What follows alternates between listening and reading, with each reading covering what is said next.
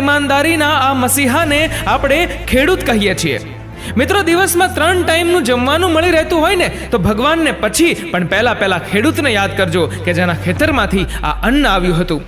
પ્રાર્થના કરજો કે જે ખેડૂત તમારા સુધી અન્ન પહોંચાડે છે તો એના છોકરાઓ ક્યારેય ભૂખ્યા ના સૂવે। પોતાની પરવાહ કર્યા વગર તે દિવસ રાત અન્ન ઉગાડે છે। ધન્ય છે ધરતીના આ પુત્રને જે હર ઘરમાં ખુશીઓ છલકાવે છે। વાત સમજમાં ક્યારેય ના આવી કે અનાજ દિવસે ને દિવસે મોંઘું થતું જાય છે, પણ એને ઉગાડવા વાળો ખેડૂત દિવસે ને દિવસે ગરીબ થતો જાય છે। ભગવાનનો ન્યાય કેવો અજીબ છે। ખાવા વાળાને સુરક્ષિત રાખે છે ને ખવડાવવા વાળાને તકલીફમાં। પરિશ્રમ એની મિસાલ છે, પરંતુ કરજના એના ઉપર નિશાન છે। ઘર ચલાવવા માટે પોતાનું સર્વસ્વ આપી દે એ બીજું કોઈ નહીં પણ ધરતી પુત્ર કિસાન છે।